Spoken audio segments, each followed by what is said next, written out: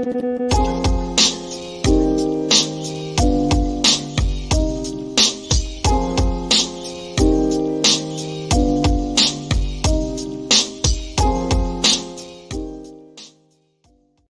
know you all heard from RFK Jr. earlier today. And I'm just going to be calling it out like I see it across the board, 360 degrees here.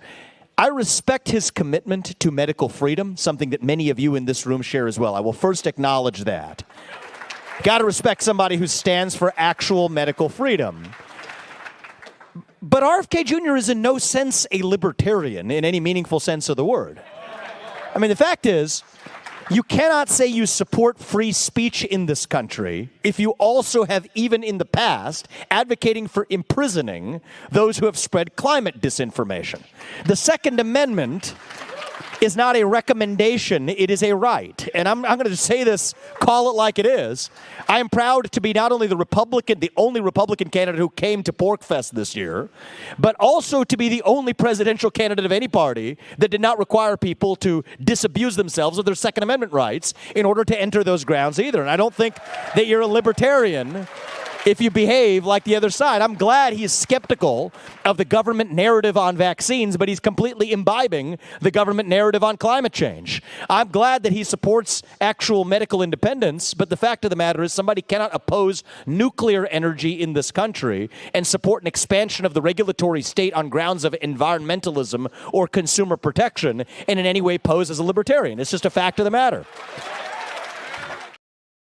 Wow, he nailed it, Eric. Wow. Very valid points. Very valid points. Wow. But we have some breaking news, okay?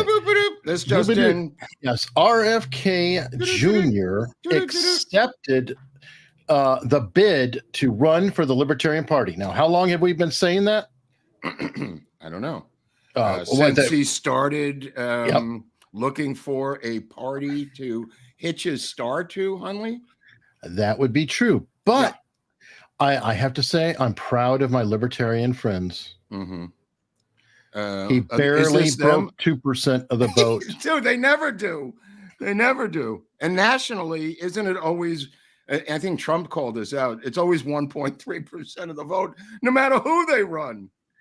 No, what I'm saying is he didn't get 2% of the Libertarian Party. He got his ass killed today. Dude, is he finished there? Well, okay, he was eliminated in the first round of their votes. Okay, that's what we all thought that was going to happen. Are there parties left for him, Eric, somewhere where he could go? I don't know, but if he actually got on the, got that nomination, that would have been a big deal. Because he would have been plenty of ballots all over, plenty of states to get 270. That would be a nightmare. Absolutely. So I'm proud of the Libertarians that they are like, they listened to Vivek and they said, what a crazy rally or conference that was. Yelling, fighting, crazy. Dude, is it always like that? Oh, no. Yes. It is. Free Ross. They had thousands of signs saying free Ross. The only Ross I know is Ross Dress for Less, the clothing store. I didn't know who Ross was from. You've heard of Silk Road, right? Yeah. Yeah, he founded that, and Brett Johnson, who I've interviewed, was pushing back a little bit, going, "Yeah, a lot of people love this guy, but he did actually put out hits on a couple people, and whatever else. He's not necessarily a nice dude." But I'm the last to know about these bizarre things that are major to some people and minor in my universal view. I mean, I wish him the best of luck, but wow. Our friend Pamela, I know you're upset, but don't worry. They didn't pick Trump because Trump doesn't need a party. He can't be on there. He's already a Republican candidate. Okay. That being said, I did vote when I was a New York City resident. I did vote for Giuliani on the Liberal Party ticket, of which he ran as a Republican, and he got the nomination for the Liberal Party. I don't know how. For mayor for his first term in New York City, because I didn't want to vote for the Republican ticket and blah, blah, blah. But people can be on two tickets, and Giuliani was an example of that. Right. But Trump was if you looked, Trump was a write-in. Oh, he did not. He did not put in a bid. He didn't file papers. None of that. Well, I mean, he could pick off some voters. I mean, just general voters. Who don't have to, vote the Libertarian Party line. I mean, you got to give him credit for showing up. Isle Bostone. Mid-April, RFK Jr. says he wouldn't run as a libertarian. Then, wow. Right. That's right. We were thinking Green Party right out of the gate. At least I was. But that would match up with his record. I thought Green Party. Yeah. Well, you know what? It's not too late. Maybe he can. I don't know if they've had a convention. I think this Jill Stein is on there, or okay, maybe Cornel West. I mean, one of the two of them is on there. Well, no, Cornel West was there, and then he left it. Okay, all right. So there's still a shot, maybe. No. Yeah, I'd like to know the difference between Cornel West and Robert Kennedy Jr. other than Israel, because it seems like the same. And I like Cornel West, I like Robert Kennedy, but not this season. You got to come and pick your spot, bro. You got to come back in 4 years with a clean slate and start from scratch, which you should have done to begin with before you muddied your entire reputation and muddied your name by doing this. Going against Biden initially was a debacle. Now creating this thing is a debacle. Every move they've made has injured him politically, in my humble opinion. If he would have shown up like Newsom is going to do in 2028 and run clean out of the gate, you don't have all this ancillary baggage hanging off your ass. Oh yeah. I mean, this story about Nicole Shanahan's drug use is breathtaking. IVs where she was hung over, all kinds of different hallucinogens. I mean, every single drug in the world, which is what I'd expect for, someone who is a deep state honeypot. You got to party with the people to get along with them, but you're running with a guy in recovery, for Christ's sakes. Maybe that's where they met. Yeah, dude, this is a mismatch from hell. This incredible partying woman who had to, in this article, talks about how she was so depleted of bodily fluids after partying with Musk or without Musk, doing ketamine and every other drug in the world. If you get to the bottom, Eric, maybe you could read that out. I'm not sure. I can't really see it, but what it says about her different drugs that were being used by her. Let me see. If you could see a little, I can't really. Oh, here we go. According to the report, Miss Shanahan enjoyed partying and used recreational drugs like ketamine, cocaine. Sounds like somebody we know. And psychedelic mushrooms. At one time, Mrs. Shanahan allegedly required an IV infusion after drinking and taking drugs. Okay, I just want to say that she's not running for queen of the disco. Okay, this is a different position that she's trying to get. And she's running with a guy who goes to meetings every day, who's in recovery. It's just bizarre. Whatever could go wrong, Mark? What could go wrong here? Anyway, it is what I just wanted to address. So if he gets elected, we have an addict in there. But don't worry. Oh, wait a minute. Right. The VP is also potentially an addict. Great. Right. I mean, it's like, strange bedfellows. Let me just put it that way. But she is a cash register for his campaign from money from her former Google lover husband. How she deserved $1 billion. Again, you want to talk about libertarian politics? You want to talk about feminism? You want to talk about equal rights? Tell me why this woman deserves $1 billion from the founder of Google. And the guy, he fought it as long as he could with his lawyers and got it down to $1 billion. What is her? And somebody said this the other day. The recovery party. That's funny. That's touche, my friend. Touche. Maybe she'll go into rehab, and then the two of them could be the recovery party team. Oh my God. I mean, look, I was once asked to run as a VP on the Peace and Freedom ticket. Peace and Freedom ticket? Yeah, Peace and Freedom Party in California with Timothy Leary. He was at the top of the ticket. And, of course, I said, is there any campaign money? And they said, no, you're going to have to go door to door. Like the attempt to get me to be the county coroner of Greene County in upstate New York. Again, the first thing I said, is there any campaign money? And they said, no. So I said, I'm out of both tickets. I opted out of the Peace and Freedom Party ticket. But yeah, Leary, I mean, you talk about me, and Leary, that's a similar combination. I found this story that I wanted to share on Friday that you might appreciate. Even Oliver Stone is acknowledging that they're pulling lawfare on Trump.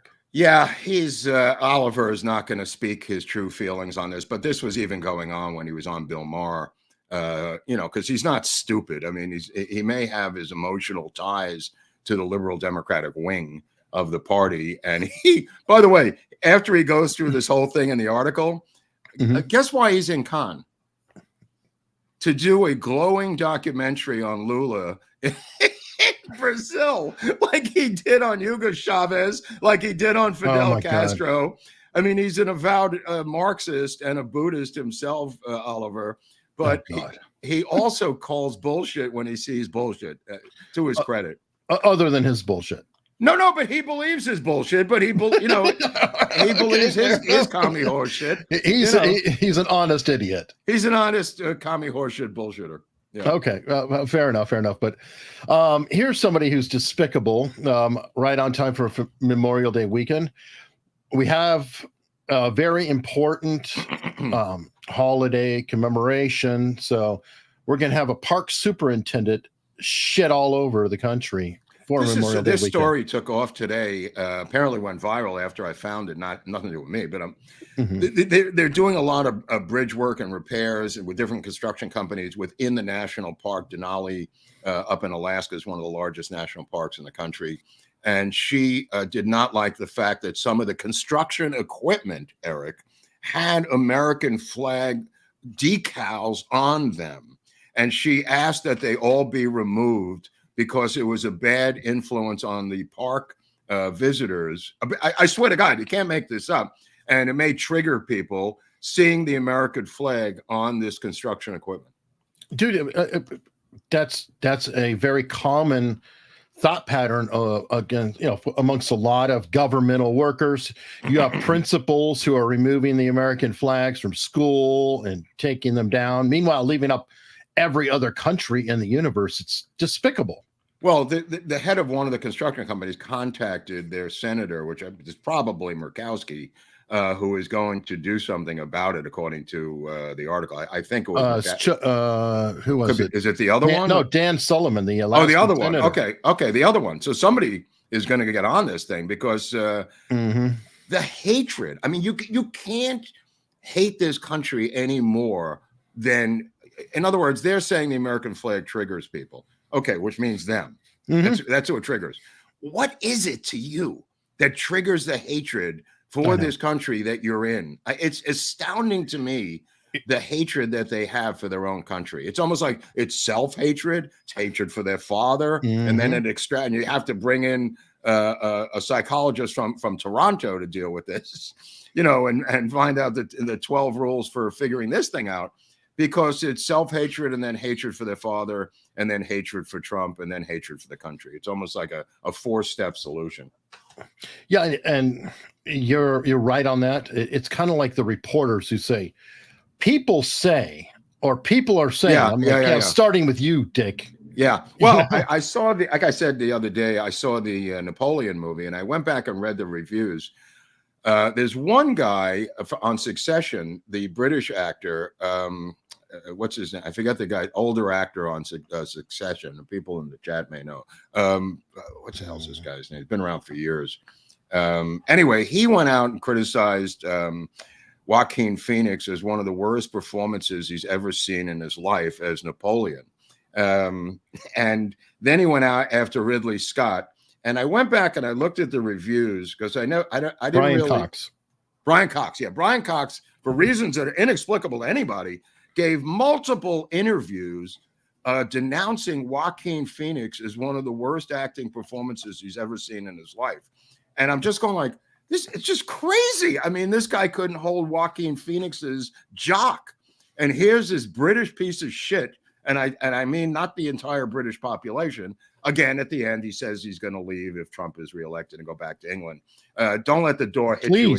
Please. Don't let the door hit you in your British Tea Party ass. But the reality of it is the movie's spectacular. And every reviewer says that the reason they hate the movie is they perceive Joaquin Phoenix to be Donald Trump. And there's no acknowledgement or anything in the movie that would give you a clue about him being Donald Trump. You know what I mean? Like, and Trump doesn't invade any countries. He's not warlike. I mean, it's astounding how they get to this point. And because they get to that point, they denounce the movie as being a piece of shit because Joaquin Phoenix is portraying Trump, who they hate. And it's multiple reviews. You could look this up after the show. Astounding. And some of the battle scenes are incredible. There is a scene in the Austerlitz, I think, battle against the Russians, where he lures them out onto the icy lake and fires cannonballs into the ice, opening it up, sinking their army below the ice into the water, and the blood and the horses and the men mixing below the water as the cannonballs shatter this really thick ice in a lake. And they lured them onto the lake, Napoleon, in a brilliant military move. Wow. I mean, there's just moments in this thing that are just absolutely fascinating. Is it Gladiator? No, but nothing's Gladiator. And Ridley Scott's an older guy now, but damn watchable. I'll tell you that much. Damn watchable. I'll take it. Yeah, I'll take it. I'll take it. I mean, apparently, Brian Cox can't take it. Well, I think Brian Cox, somebody mentioned he was in another, was he in, he was in Braveheart.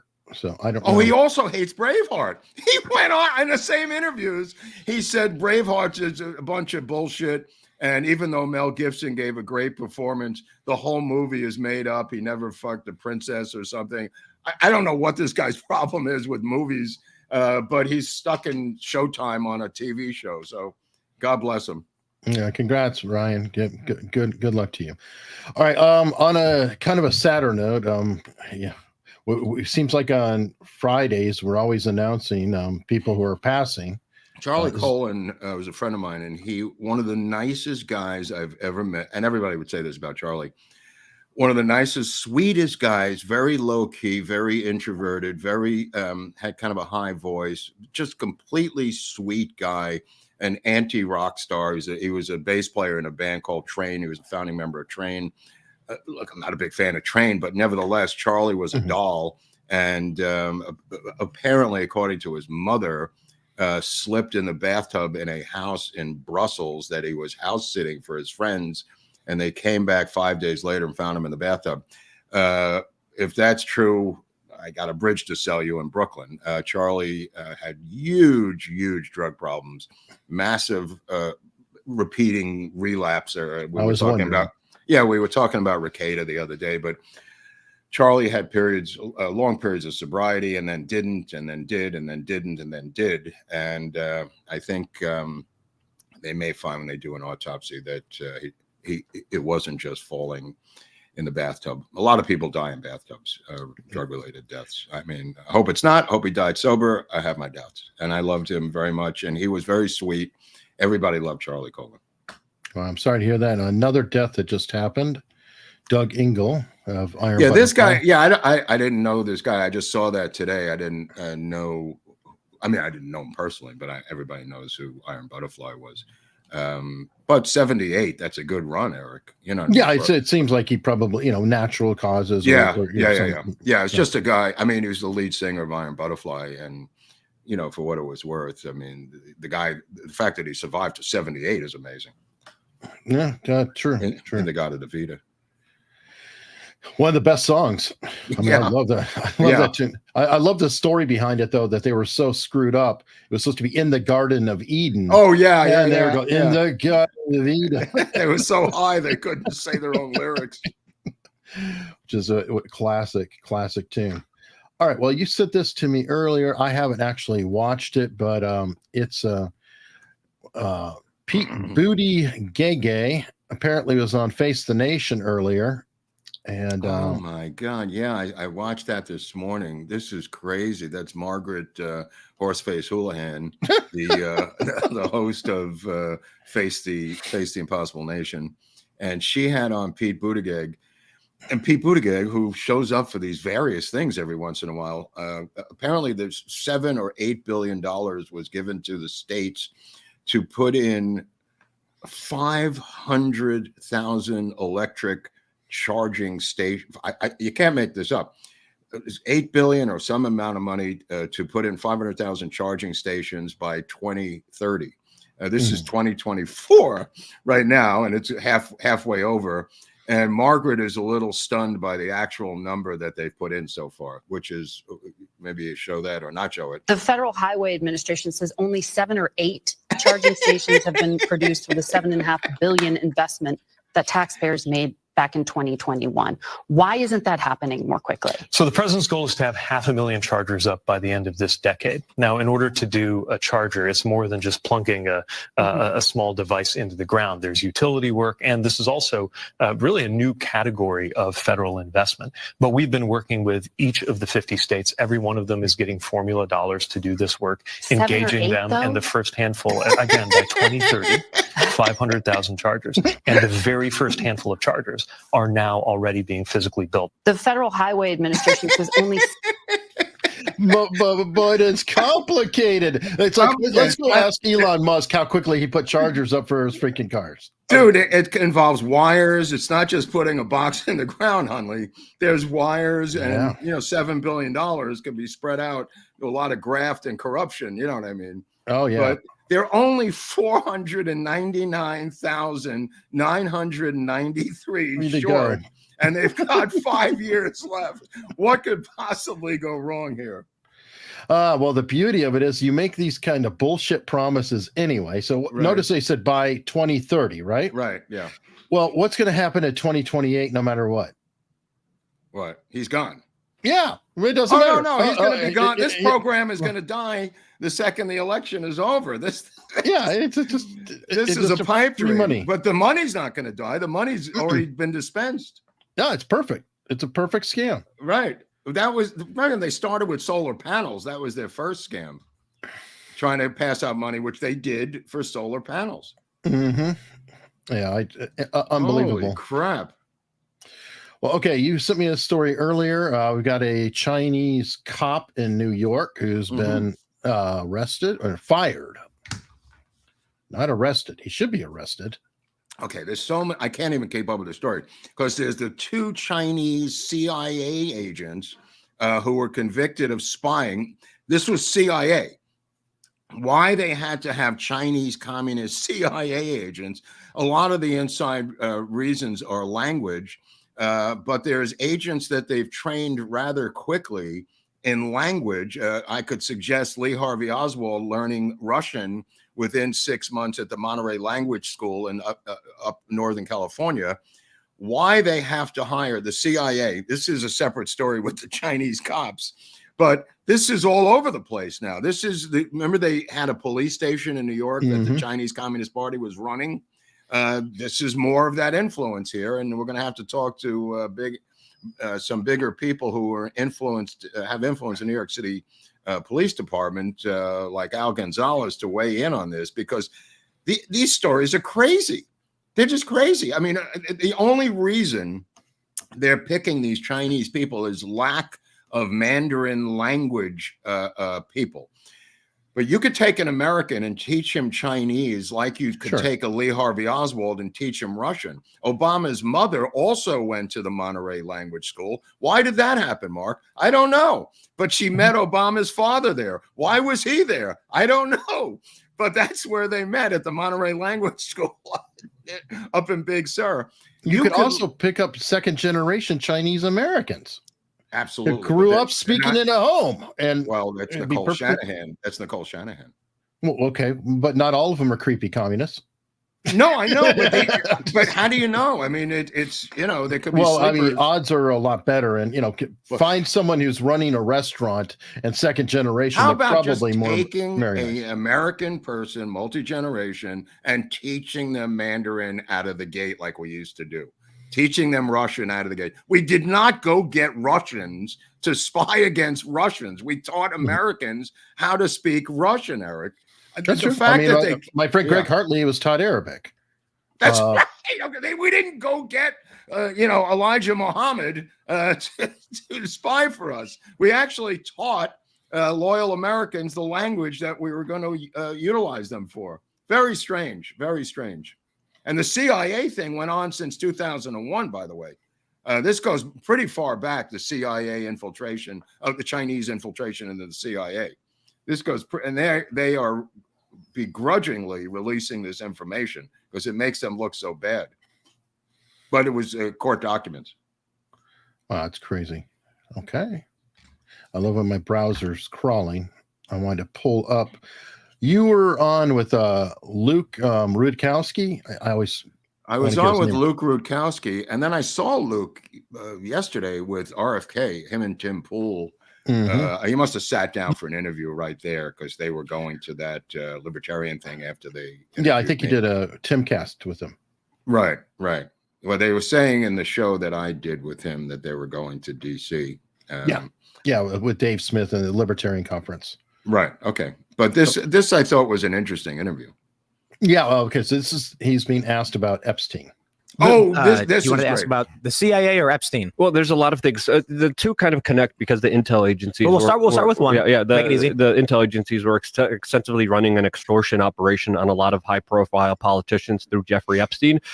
You talked about flying on his airplane before. Is there anything else you could tell us? Since there's individuals like Cindy McCain that have come out and talked about how everyone knew what he was doing. He was hiding in plain sight. That people were afraid of him. Is there anything else you could tell us, as there's some speculation about some people saying that you might be getting extorted potentially yourself?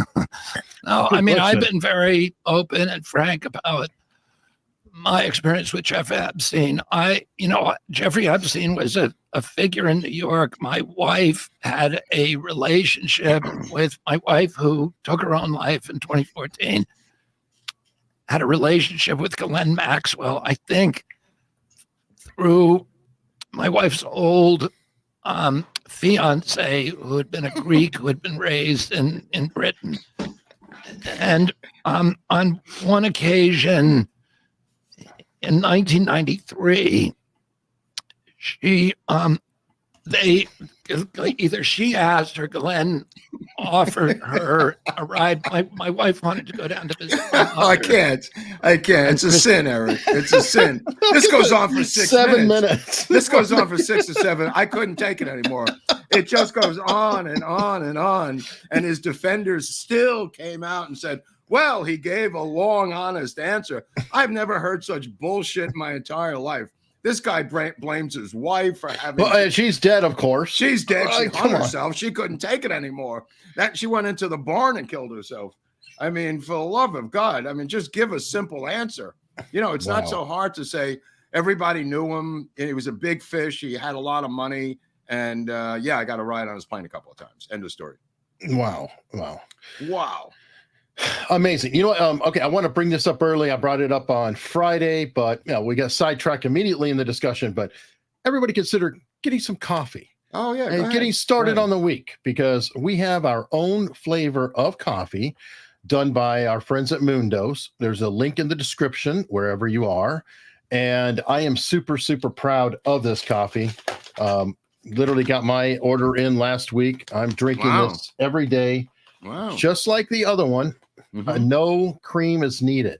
It is literally a mild, smooth, well-rounded coffee. And I wanted to talk about it earlier in the episode because, not everybody hangs out to the end. But I wanted to tell everybody that we have this out there. Anytime you buy a bag of this coffee, we get a little bit back. So it helps support. We get coffee back.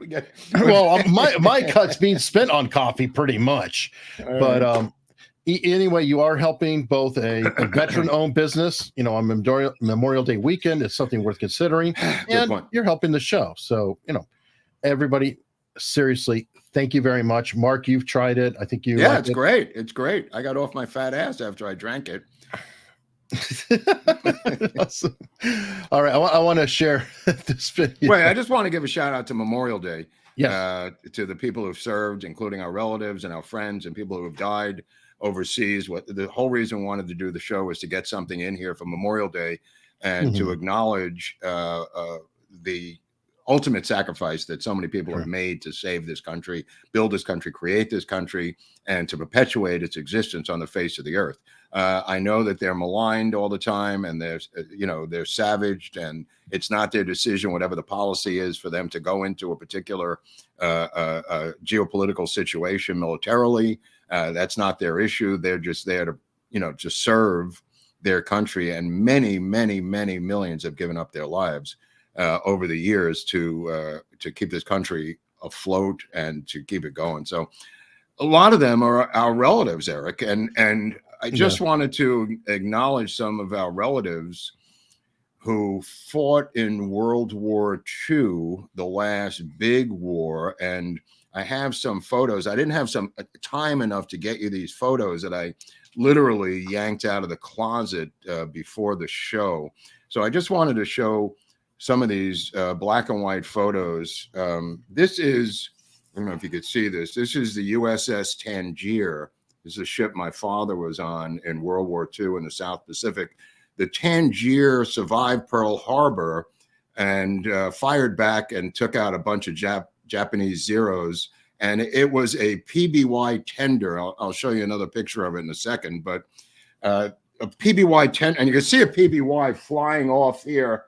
That is a PBY reconnaissance plane that would be repaired on board the USS Tangier. They'd come back all shot up by the Japanese.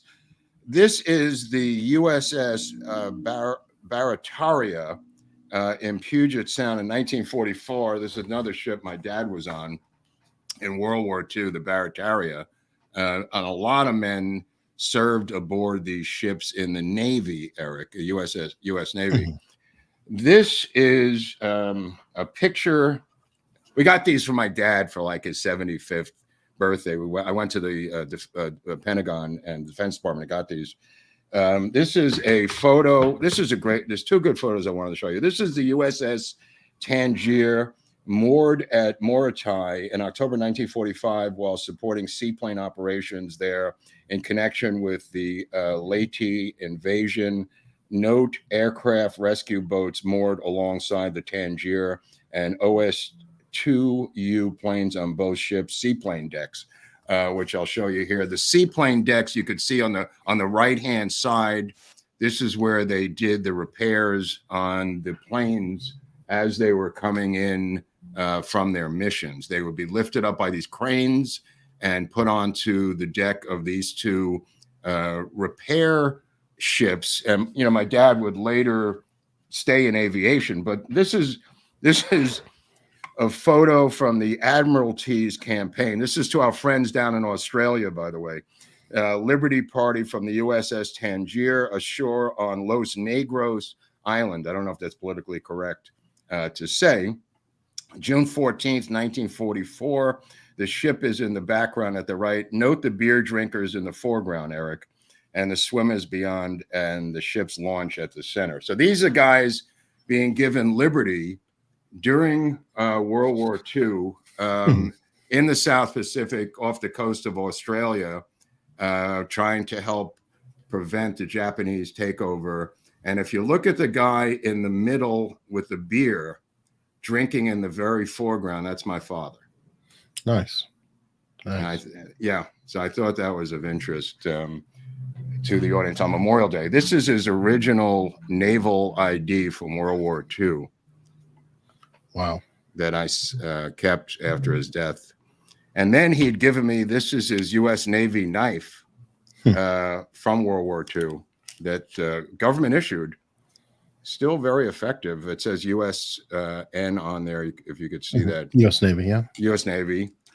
And I was so enthralled by all this naval stuff that I decided to get involved as a young kid in the Sea Scouts here in Brooklyn, New York. And that is my uniform they actually gave us 2 hats and a rifle. They gave us a white naval sailor's hat, and that was the alternative hat. And we had white leggings, and they gave us a rifle, which is why I joined, because I thought it was better than the Boy Scouts. And anyway, we all have these relatives, all of us. Yeah. This is the day, the weekend to acknowledge it, Eric, because of the sacrifice that all these people made, Nobody bellyached about it. Both my uncles also served, and most of our relatives served at that time. Later on, the Korean War, and many of our listeners, Vietnam War, depending on your age. So we all have these stories. This is the weekend to acknowledge it. This is why we wanted to do the show, not to pass up this weekend. And you all should acknowledge whoever your relatives were and yourselves if you've served. So thanks. Yeah, Leslie actually came up with a list of different people, and it was surprising. We have people from the French and Indian War, Revolutionary War, War of 1812. Wow. Civil War, modern service. My dad and my uncle was in Korea. Yeah.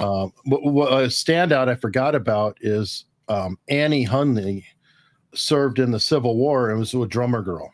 Wow. In real life. We covered that one, but I actually had descended from one who was a Wow, that's great. That's great. Yeah, I think we should have some sort of national service. I'm not talking about a draft, but I think there should be some sort of national military service, just to give you a national civics lesson and a history lesson on what we're doing. Even if it's like merchant marines, so it doesn't necessarily have to be. Whoa. Okay, Mark got bumped somehow. Very weird. Did we lose the connection?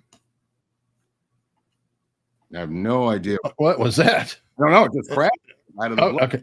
As soon as you said merchant marines.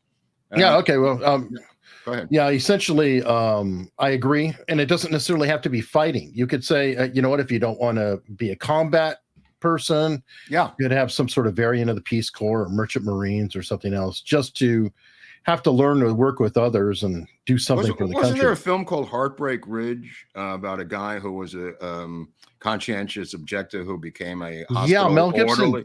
No. Mel Gibson. That's right. Yeah. Yeah, he directed it. Yeah, but it's a true story about a conscientious objector who might have been a Methodist or some religion. His father objected to him serving. He had lost all his relatives, the father, but he enlisted and joined the ambulance corps.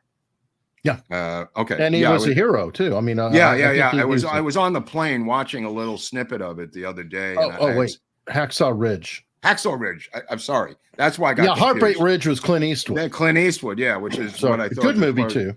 Right. They're both interesting films, but this one was a true story. Maybe the other one was too, but this one definitely was. And the lengths that this guy goes to are enormous for the men. Oh, he's an Adventist or Adventist. Adventist. Yeah, I think it's Seventh-day Adventist. Yeah. Yeah, that makes sense. All right, well, here, let's kick it off with a bit of a light note. Okay. Category is phrase, and off we go.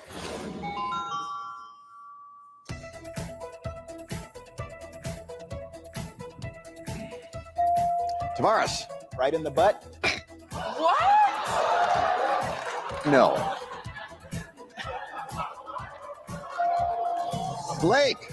This is the best. Yeah, that's it, I think. Yeah. What are these?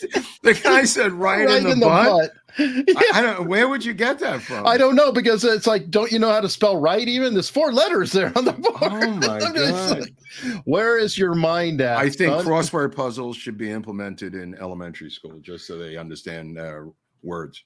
Yeah, great idea. Yeah. Wow, holy crap! Apparently, nobody could write anymore. Too. They said that actual writing of notes, even if you write a note to your mother saying "went to the store," it's impossible for this generation to even do that.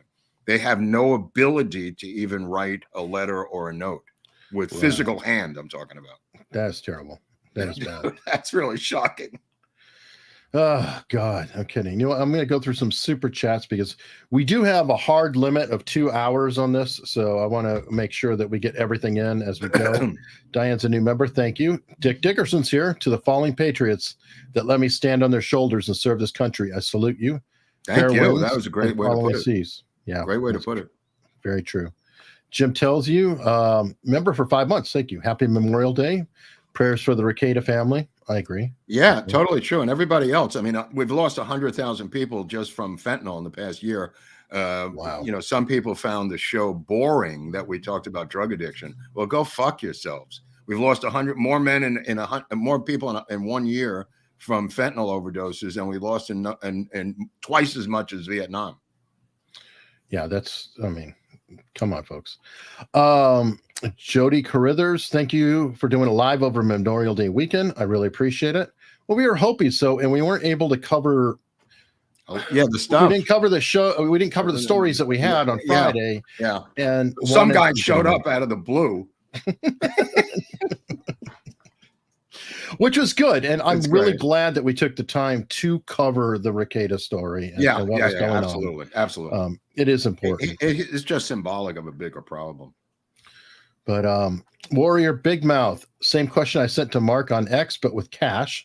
Currently reading Crossfire. Was Morris Bishop David Atlee Phillips? Yes. Okay. You happy now, Big Mouth?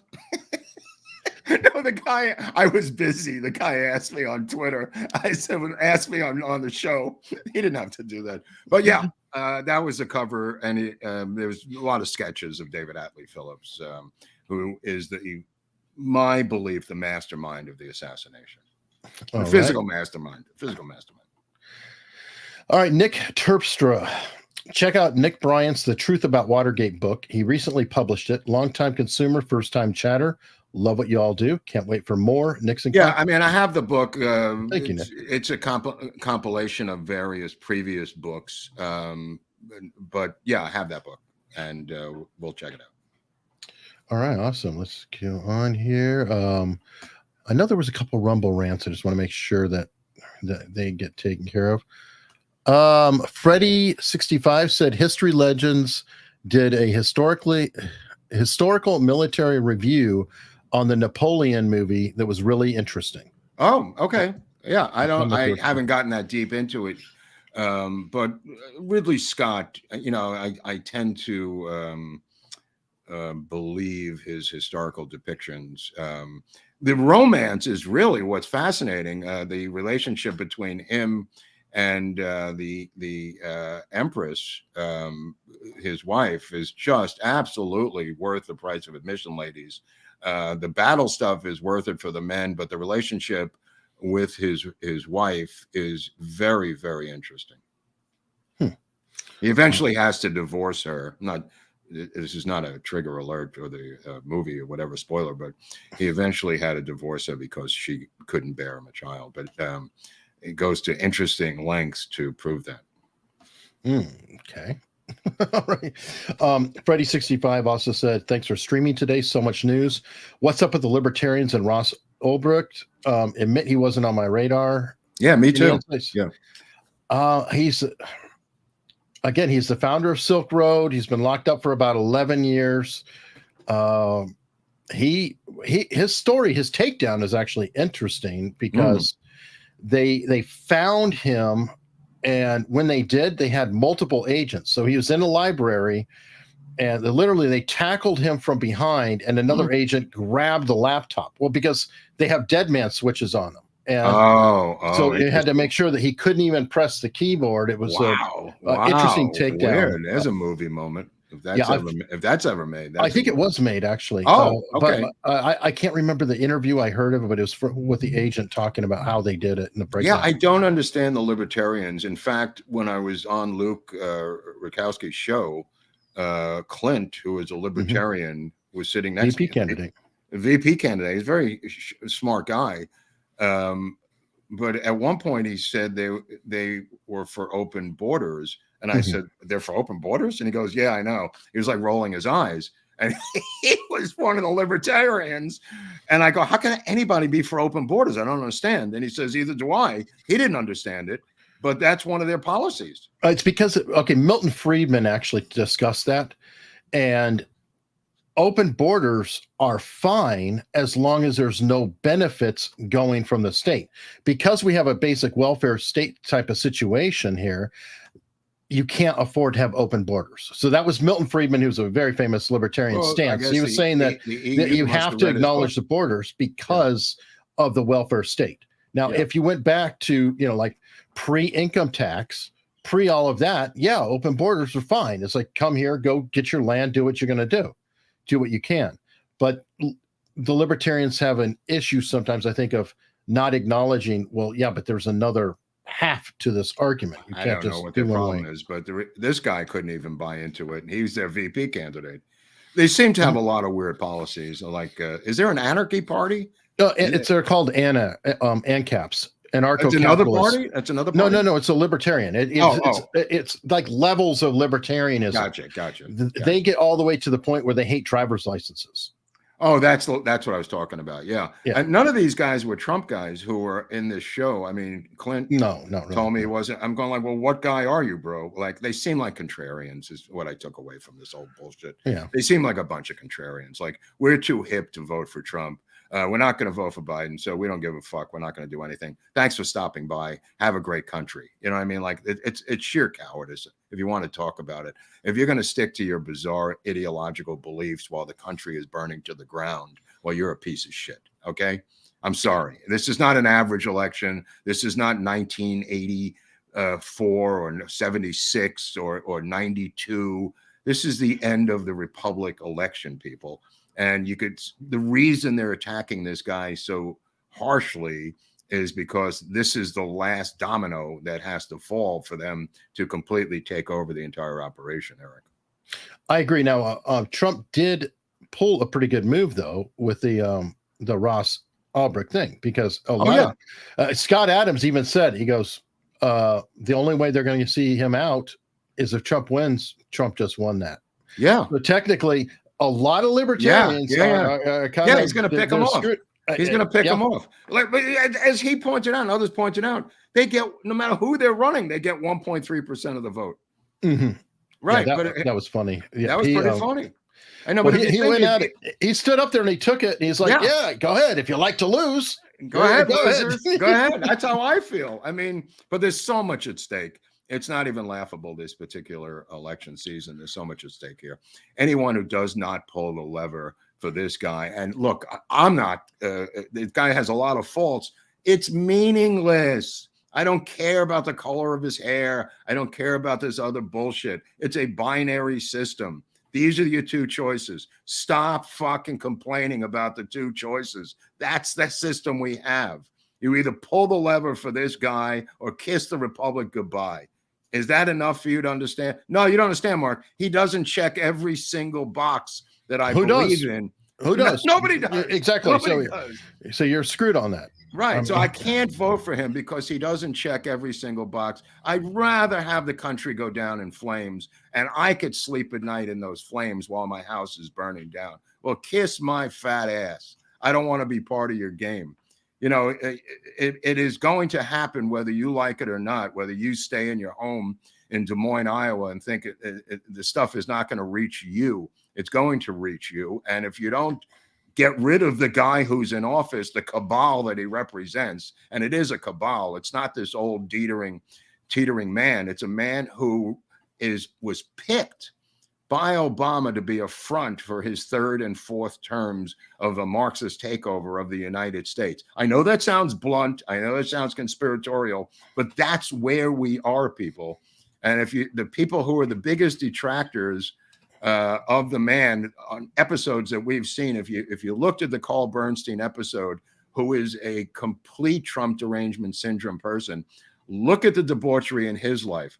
Look at the debauchery in Robert De Niro's life. Look at the debauchery in John Dean's life. Look at the debauchery in Jeffrey Toobin's life. Look at the debauchery in the final cog, Michael Cohen's life.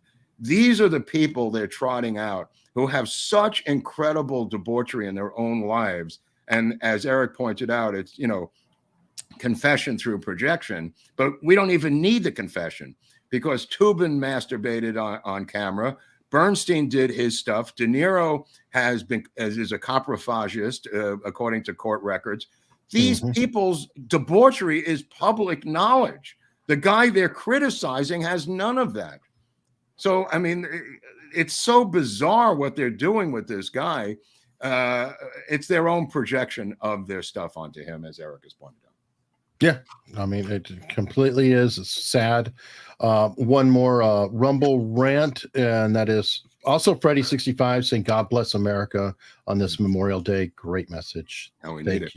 you. I'll tell you something else. All of this stuff with RFK Jr., it's not a year and a half out from the election where this debate should have been held. This is now 5 months away. Forget about this guy. I'm tired of reading about this fucking guy. And he's a nice guy. He's a smart guy. I've read his books. Come back in 2028 with a clean slate. Go away. This is a binary election. We don't have time to talk about you in Malibu lifting weights, bro. We don't have time to talk about COVID anymore. We're past this. We don't have time to talk about these issues. This is a straight up binary election between two men with extremely different points of view politically. And you've seen them both. You've seen them both right. as president, right? So right. There's not even an unknown here. You no saw unknown. how one guy did it. You see how the other guy did it. So you make your choice, okay? Right. Because you know what they're going to do. We don't have the time or the luxury to sit around in a salon with a cup of tea or a beer and talk about the individual policies of RFK Jr. We just don't have that luxury. There's a ticking clock. This is a football game. We're going down to the final thing, and you're trying to tell me about the biography of the kicker who's going to come in and kick this field goal. I don't care. I don't care. It's two men. You have to choose one or the other. And the simple question is, are you better off now than you were 4 years ago? That's all you have to say. And when you saw those people of color up in the Bronx cheering for Trump, you'll know that they were better off 4 years ago by their own admission than they are now. And that movement is unbelievable. And it petrifies the Democratic Party that in their own wheelhouse, this guy is coming in attempting to pick off 4 of the 5 boroughs and swing the state of New York into the red column, which it has not been, I believe, since the Rockefeller era. No, Nixon. Or Nixon, Eric, right? Yeah, Nixon won it, I believe. Right. Well, Reagan. Did Reagan win it? I don't know. Mondale? I don't know. I'd have to check that. But I'd have to check it out. I think he might have. But it is doable because the whole upstate New York is red. This Governor Hochul came out calling the people who attended the rally clowns. Well, there were blacks and Latinos there who are not clowns. New York went Republican in 84. Okay, it's definitely doable because he's never going to take Manhattan. He's going to retake Staten Island. You can win Brooklyn. You can win Long Island, obviously. You can get into the borough of Queens. But the key to this strategy, and which people don't realize, is the Bronx. Because as the Bronx goes, so goes New York State. There, I said it. You could take that and take it to the bank. I don't know if it's going to happen, but that's why he's focusing on the Bronx. Well, I think it's very possible. And it would be the ultimate irony, though, because they have forced him into putting New York into play. It's like he literally can't go anywhere. He's like, oh, you know what? So while I'm here, let me take this state. And well, I think there's more to it than that. I think there's more strategy to it because he's gone to other states and flown around the country. I think that they internally believe that they could win the state of New York. They may have thought that originally because the trial was there. But now I think this is hardball politics that New York is in play. And at a minimum, it forces Biden to spend money and time to go there to shore it up. And that's an old school valuable political commodity as well. And I think that if he can get New York, a lot of states like PA will definitely swing. They're influenced by New York. It's like California's never going to go. But New York's he'll never get California most likely. I know. But I could see other states that are on the edge there. It's like, well, if New York's going to do that, maybe we should look at the guy.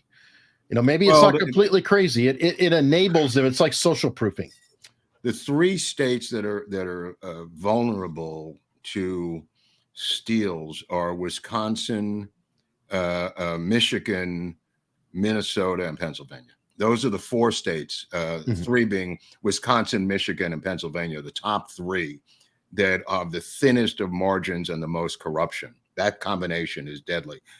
He's got to spend a lot of time in those 3 particular states. Yeah, totally. All right, we have one more. We got a huge tip in on local, so I want to acknowledge it from Honky Guerrero. No question, just a super fan. Besides, anyone who is roommates with legs is forever a champion.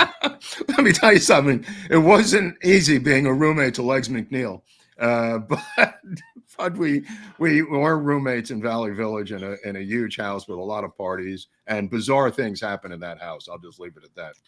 Yeah, it's incredible too. $100. Thank you. Oh, thank you so much. Thank you. And Jimmy P said, Mark, any chance of a screenplay about PBYs and tenders in You know World War what? II? Some guy sent me a book called about PBYs, and there was some discussion about doing a movie about them. I don't know what happened to that project. It wasn't he had approached me. He wrote a book about it, which I have somewhere, about PBYs. Very interesting part of the naval air power during World War II. My dad told me that they would work with the pilots who were unarmed to jerry-rig guns on top of the hood of the PBY, so they could at least shoot back. So they would, when they came in, they would rig these guns on top of in front of the cockpit that could be controlled by the pilot. They were just making this stuff up as they went along because they were unarmed. And they would come in riddled with bullet holes. All right, interesting. On to Trump volunteers attacked by far-left activists outside of Kamala Harris's speech before she went to buy cheese sticks. Yeah, Philadelphia is a tough spot. I mean, if any place needs bodies laid upon it for this election, it's Philadelphia, because I think as Pennsylvania goes this election, so goes the nation. And as Philadelphia goes, so goes Pennsylvania. I believe there should be a call to arms of human bodies to oversee the election, the counting, and everything else political in Philadelphia, because that's a war zone. And it's like, that's their main hub to steal Pennsylvania. And as I said, as Pennsylvania goes, so goes the nation. Pennsylvania this year is Ohio. And they're going to need a lot of help, a lot of volunteers in Philadelphia for this election in November. Yeah, I mean, well, I drove through some of Pennsylvania, and there's a lot of Trump country in there too. So it's yeah, but the steal's going to happen. The cities, if you can soften the turnout in the cities, that'll help a lot. It'll help, and again, they're going to have to truck in ballots into Philadelphia in the middle of the night. You know, as I've said, I would support legislation that calls for the urban centers and capitals of these states to report first. Get the reporting in. Just wait it out. Do not allow the rural areas to report in. Flip it by legislation, because this has been a problem for 30 to 40 years now in American voting. We have to get legislation that calls for a cutoff, an end of counting in the urban centers, the urban cities, and get it over with. And that could be through the Secretary of State of the states, Eric, obviously. They can control that and force that to happen. It may not need congressional legislation or state legislation, but something's got to give where you flip that zeitgeist, because they're just waiting it out. This is an old LBJ trick. It's been done for many, many years in the Democratic Party and urban strongholds. Detroit, Chicago, obviously 1960 with Nixon in Chicago. But Philadelphia is the new Chicago now. And also, all votes counted on election day, period. Yeah, yeah, but right, absolutely a ticking clock on that. But the reality of it is that's not what's been happening. So something's got to give here. Yeah, I agree. Well, look at this. Political analyst reveals why he thinks there may be a secret plot underway to replace Biden. Who's the analyst? It's John Kasich, former presidential John candidate. Kasich. Yes, from Ohio. Interesting how a Democrat came up. He was a Democrat. No, he's a Republican. He ran against was. Trump. Right. Well, he was like a moderate Republican, wasn't he? Yeah. It was he, Ted Cruz, and Trump, and right. And he wouldn't get out, which pissed off Ted Cruz and everybody. But yeah, he burned a lot of bridges in 2016. Right, but he's obviously a fan of the show because we've been talking about this for I think 7 or 8 months now. And like I said, and I'll say it again, this is if it's going to happen, this is the most well-kept secret within the DNC. They do not want this leaking out. That's why they flipped out about Kasich. Not that he was leaking it out, but any discussion of this idea really drives them crazy, because they're either going to do it or they're not going to do it, and they're going to wait until the fourth quarter with a 2-minute warning and look at the numbers. And that's why the June 27th debate is June 27th and not in August. They want to see that performance on June 27th and see what happens, and then make the decision on pulling the plug on him and inserting Gavin Newsom, who continues to campaign as if he's running for president every single day. He's got a huge war chest. He's acting as if he's the presidential nominee. He continues to loosen up in the bullpen to come into the game if the manager needs him. So again, I'm not deviating from that, but Kasich apparently must have seen the show. Yeah. Well, more people can watch and we'll get the word out. So. Yeah. Speaking of stories here, it turns out that Fani is reelected or won her primary, and the judge. Which means so the corruption continues. Yeah. She in Atlanta.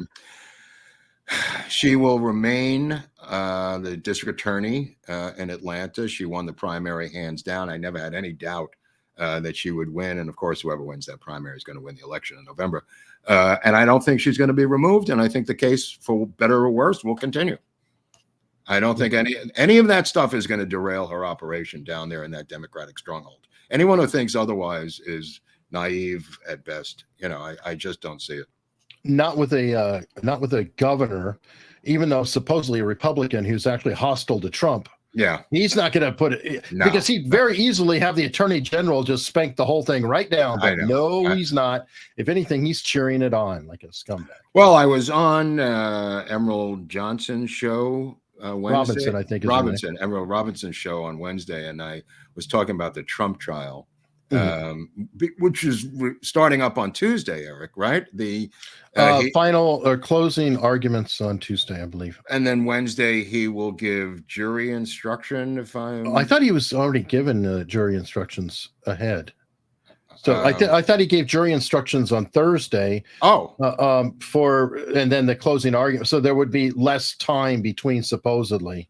But I think he wanted as much time as possible between the shredding that Costello did and the actual closing arguments, because he just wanted a little distance there. I want to know how Dershowitz remained in that courtroom when the judge kicked everyone out. Was it indifferent? I mean, he obviously knows who Dershowitz is. Sure. Did he? I mean, I think he just didn't have the gonads to kick Alan Dershowitz individually out of the courtroom, but he remained behind and bared witness.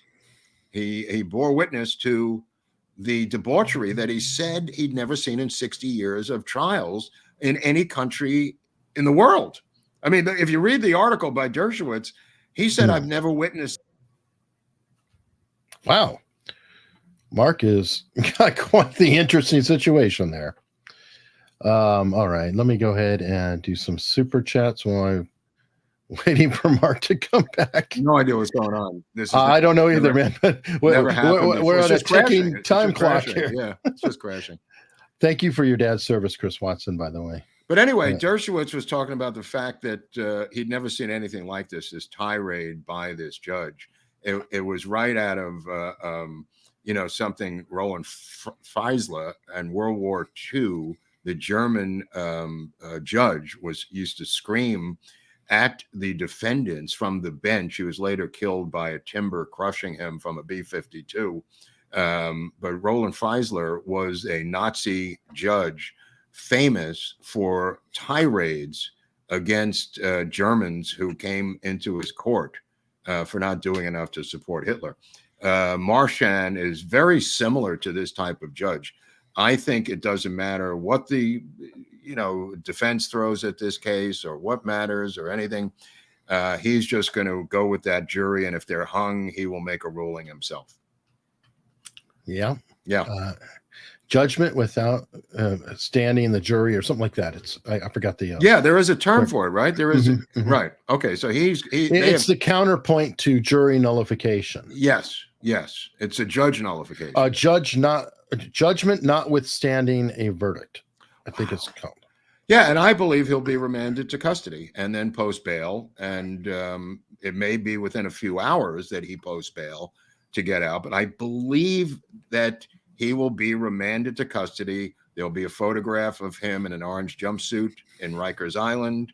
And that will be on the front page of papers around the world. I'm sticking with it. Sorry. I still hope you're wrong. I hope I'm wrong, too. Of course, I hope I'm wrong. But as we've seen here before, CNN primetime ratings just continue to plummet. Dude, these numbers are astonishing, Eric. I mean, they over hours of broadcast in prime time, they had 83,000 viewers on the planet Earth. Mm-hmm.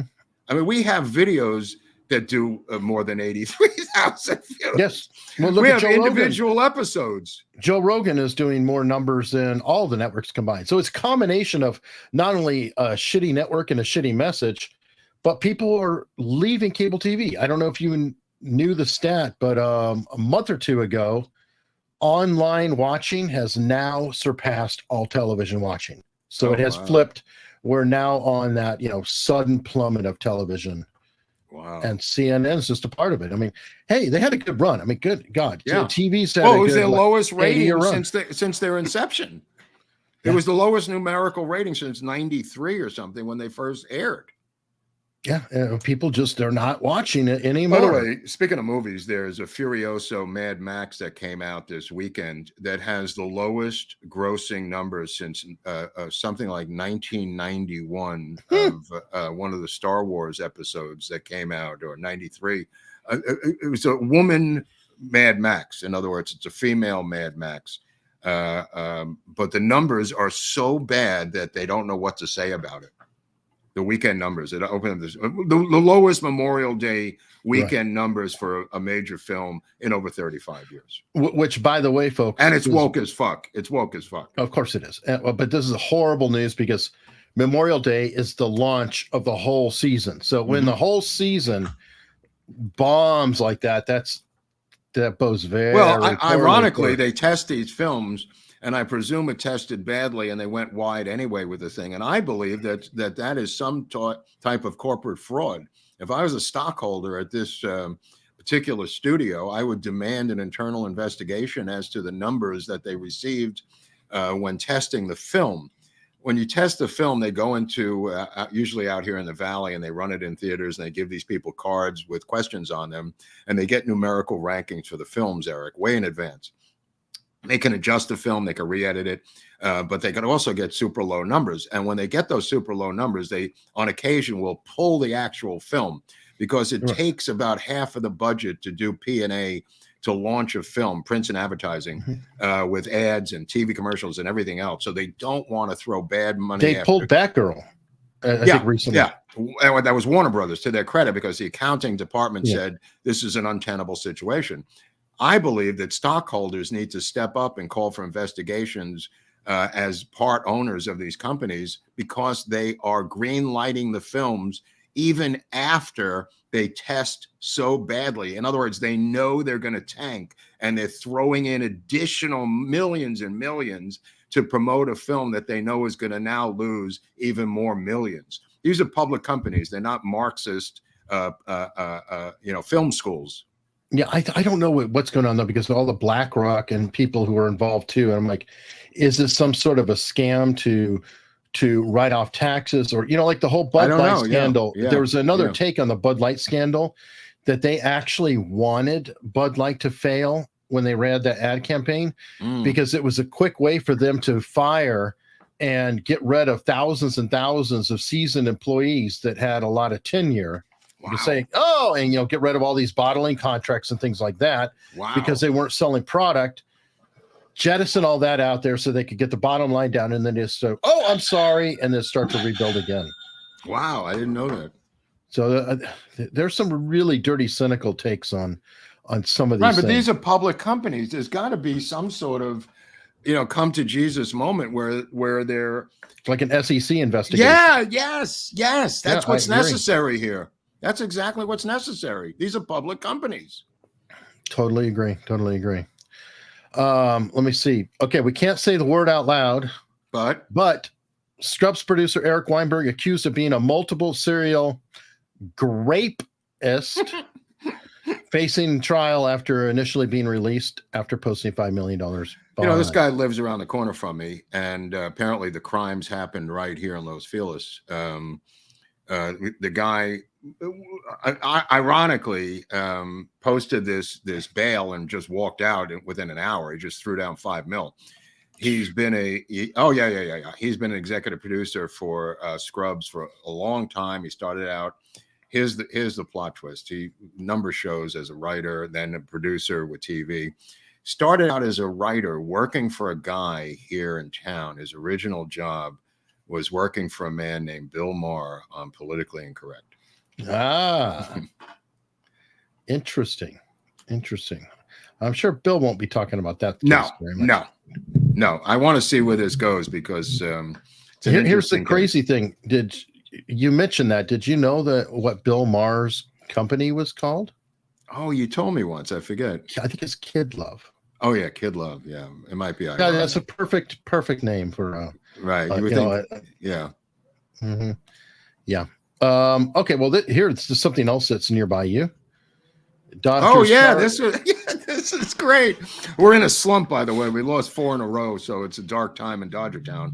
We're on the road. We're going into New York and then going up to the Bronx to the Yankees. This is going to be an interesting 2 weeks. But Ohtani bought this mansion, which is pretty cheap. I mean, it's huge. I mean, it's like 2 or 3 homes combined up in La Cañada, which is a little bit north of Altadena, a little bit north of Pasadena. But which I didn't realize, the home belonged to Adam Carolla, the partner of Dr. Drew and Loveline and the famous comedian Adam Carolla.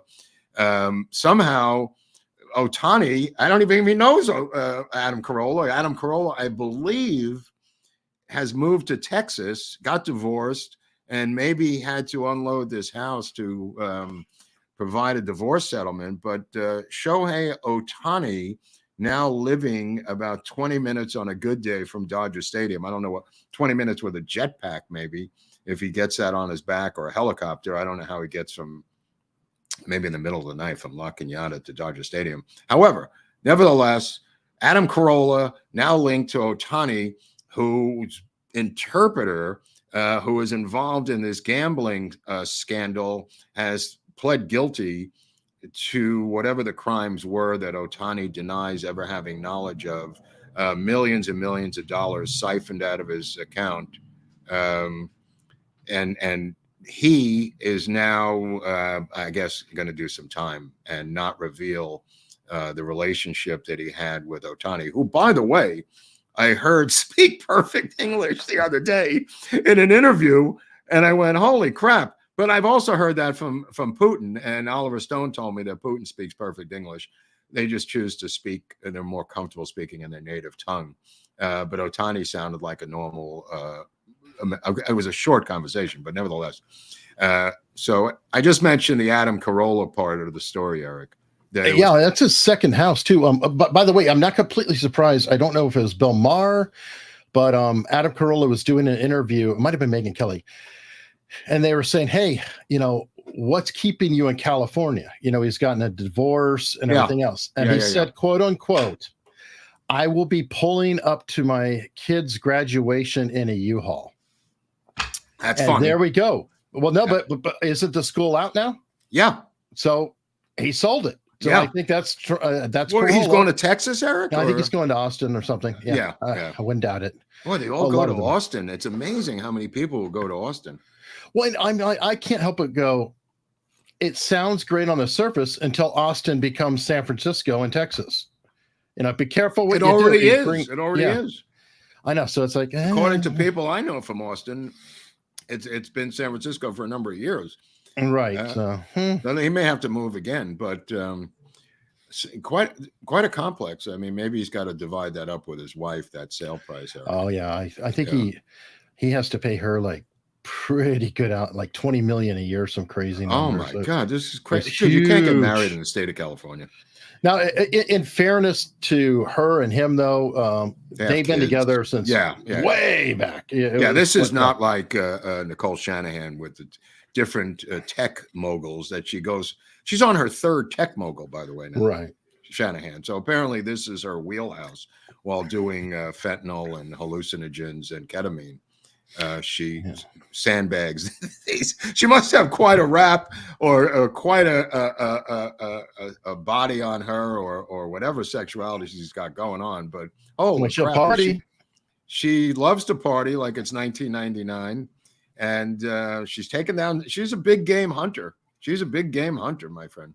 Yeah, she is. Now, I was going to say, and with Carolla, I think Lynette Carolla, he met her. She was at ABC working shows, and it was like way back, like when he just was doing some stuff on the radio, and hadn't really established. He was working with an obscure guy at the time named Jimmy Kimmel.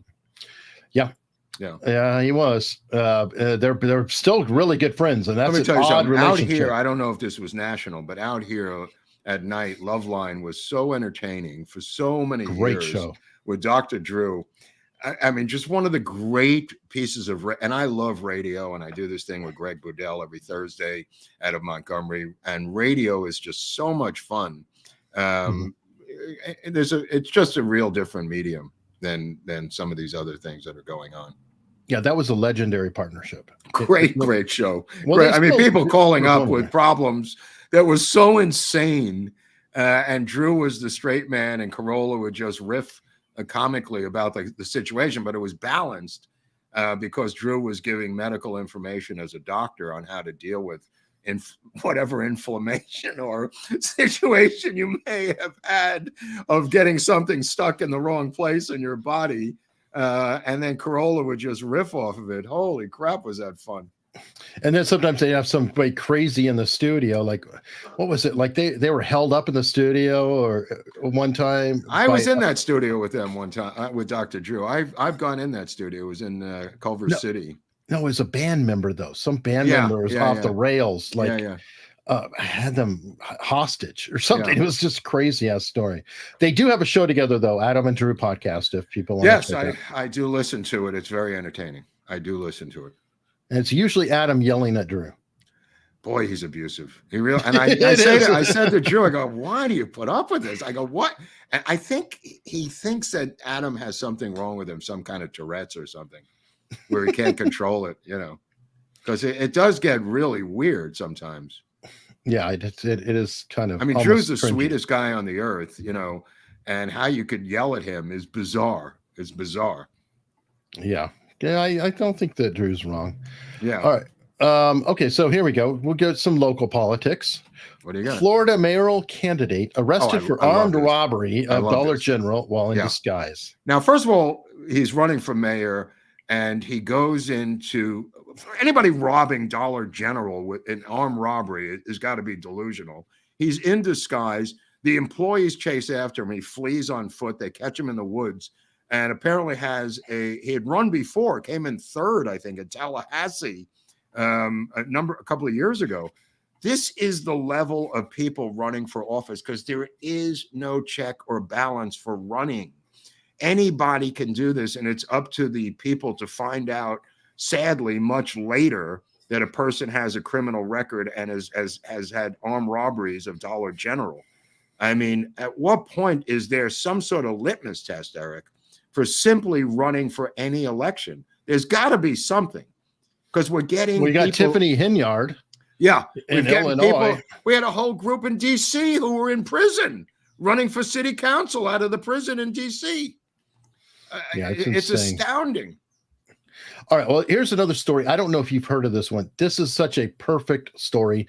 Have you ever heard of the Cobra effect? No. Okay, the Cobra effect. Cobra for health insurance or? No. Cobra effect. In India in the 1800s, they had a problem with cobras. Right. So the British put out a bounty. Every cobra you kill, we'll give you money. Right. So the Indians started to breed cobras.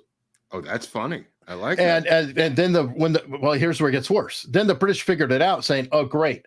They're just breeding them. They're not taking it seriously." So they got rid of the bounty, and the Indians like, "Oh, well," and they just threw out all the cobras. Oh, no. So that's why it's called the Cobra effect, because it's a law of unintended consequences, if you will.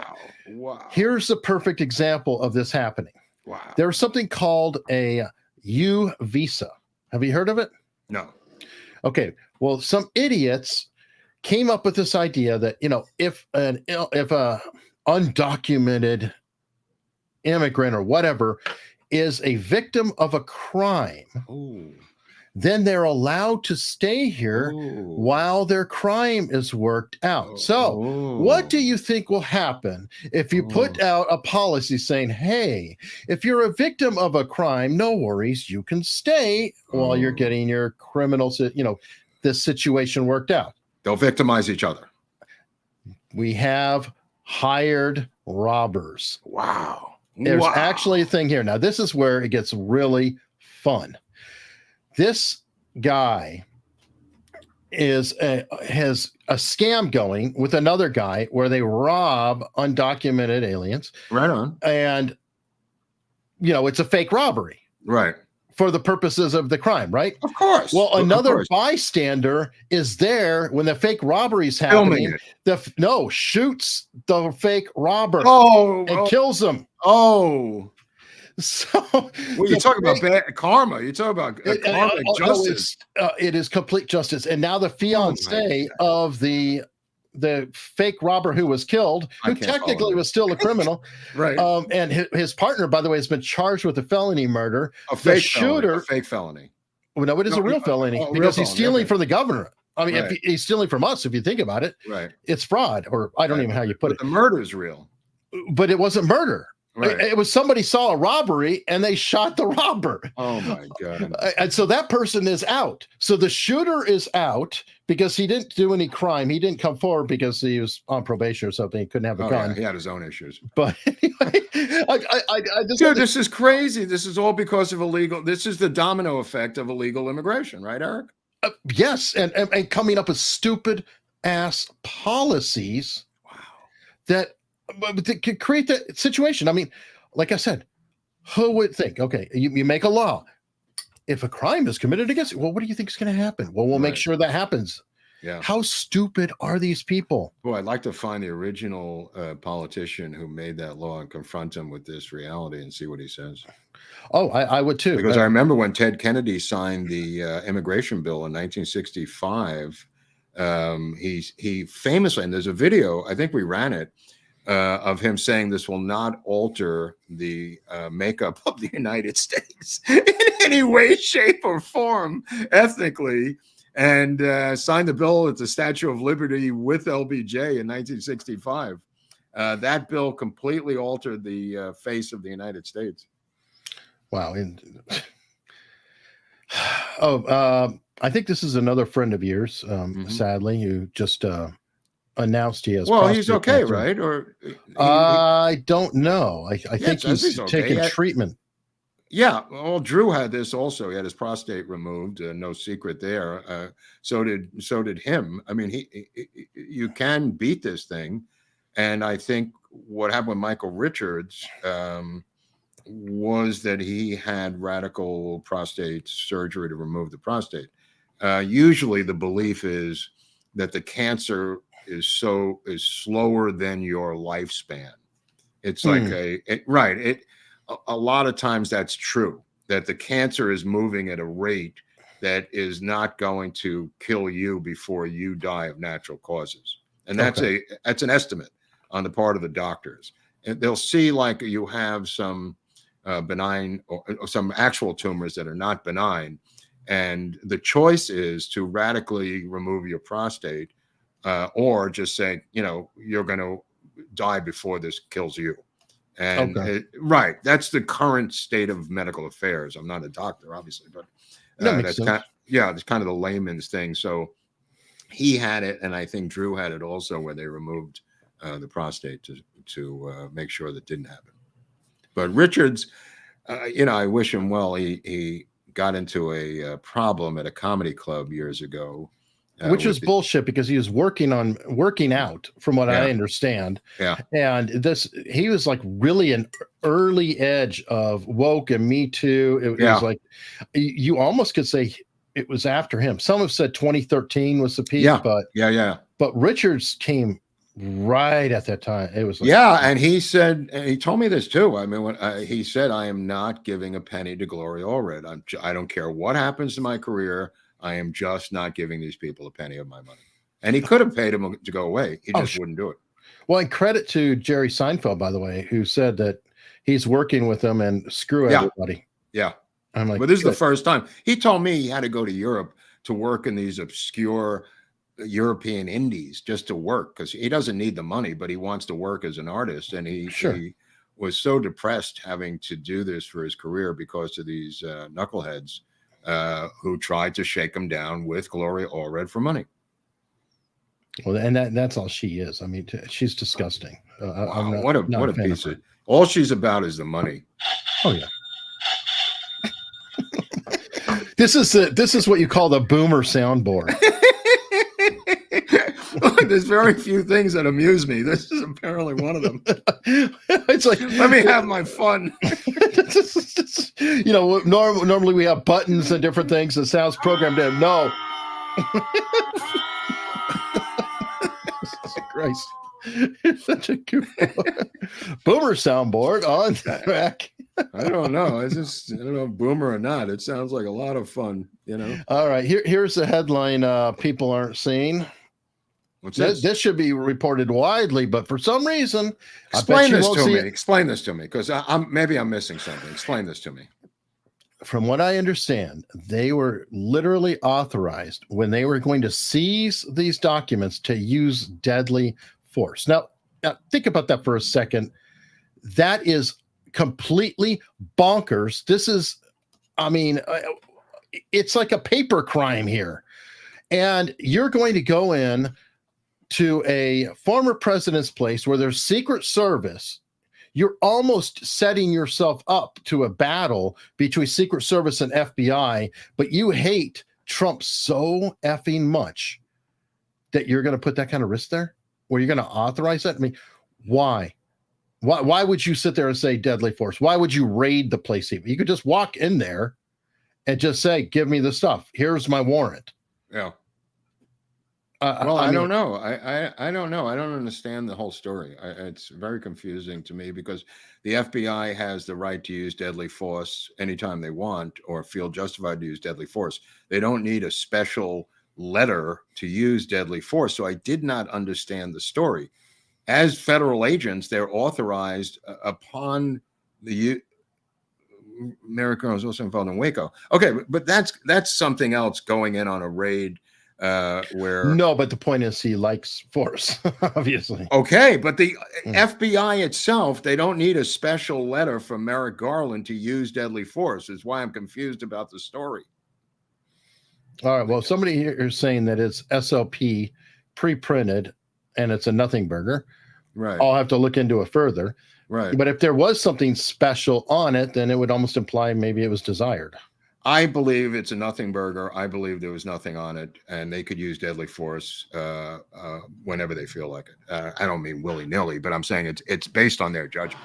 They don't need a special letter to use deadly force. That's why I didn't understand the story when it first came out, unless somebody said. I just find it hard to believe there would be a letter or something that says use deadly force as necessary, which is what the story implies. I don't believe that. Could be. I don't know. But it is a awkward situation. Again, I don't see why they even raided like they did. Oh, yeah, that's a separate issue. I agree. That's a separate issue. That was a political stunt, you know, but so was the Roger Stone arrest was a political stunt. I mean, all of these things are political stunts. So that being said, I don't know about the deadly force, but the political stunt was the raid itself. Right. Well, and maybe that is part of the normal procedure. And because they did a stunt, it does escalate things. Yeah, keep in mind that the Secret Service did take out their guns to get JFK's body out of Parkland Hospital by force, brandishing weapons at least, and there were other Dallas police there, so that could have ended in a situation in a shootout too. Yeah, it's interesting. Now, okay, here's the story that I'm actually fine with.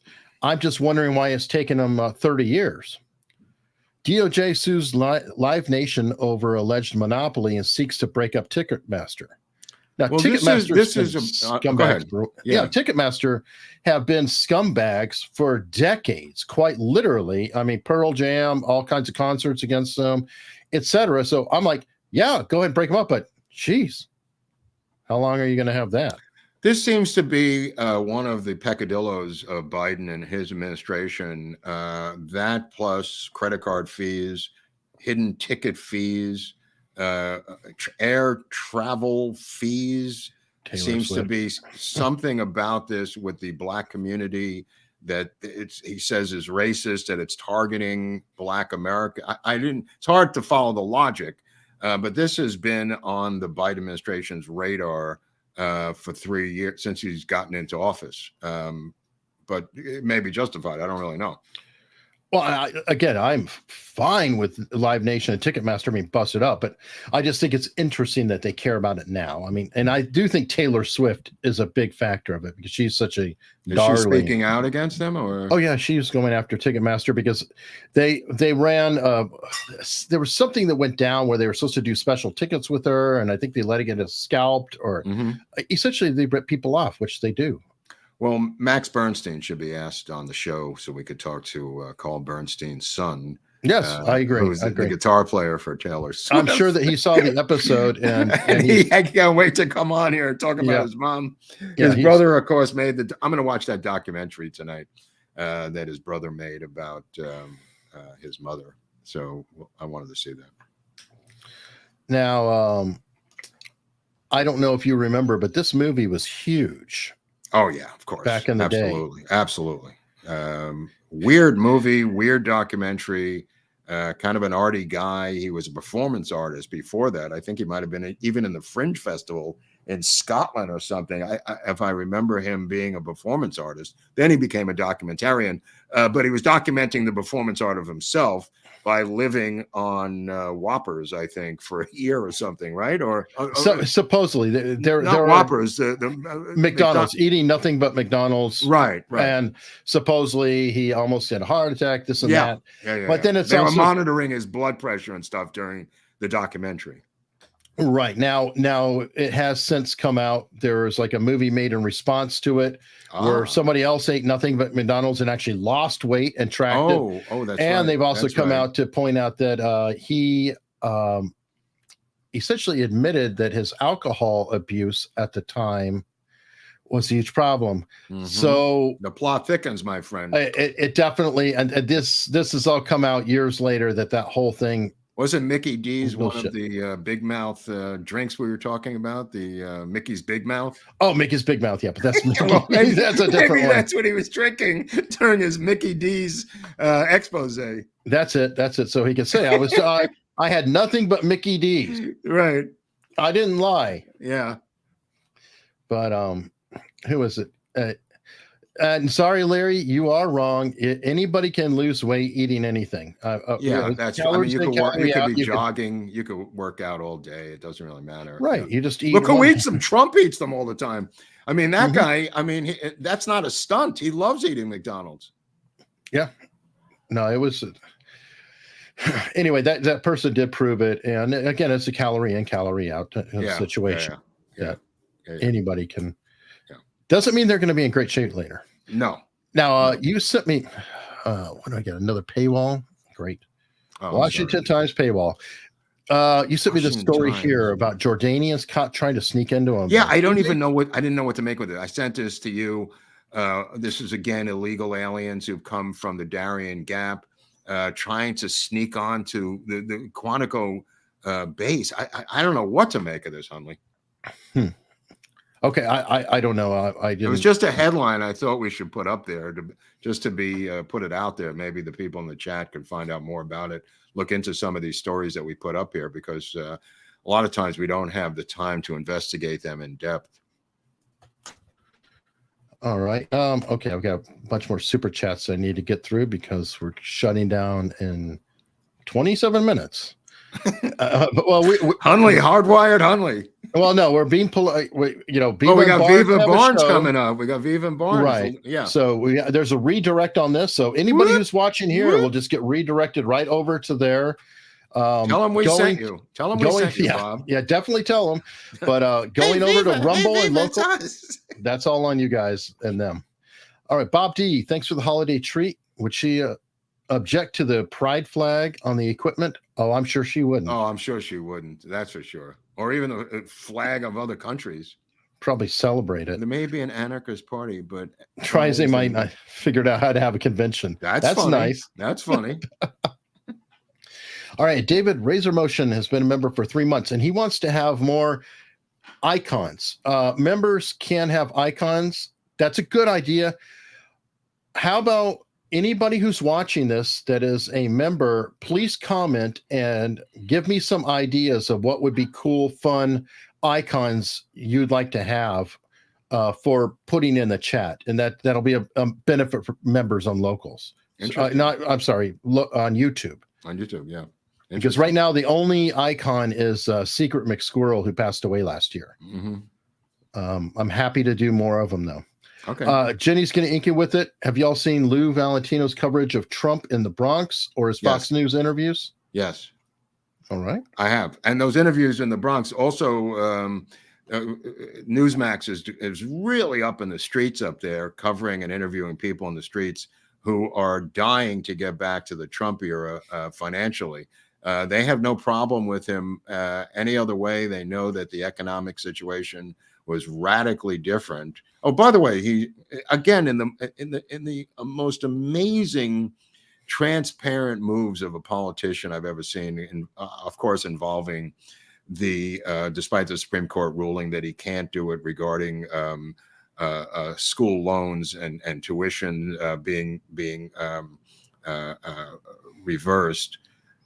The using the reserve, the National Petroleum Reserve, to lower gas prices. I mean, this is a new low, Eric, on the part of Biden, for 5 months out from the election. For the love of God, I mean, I've never seen more transparent political moves by a candidate desperate in my life.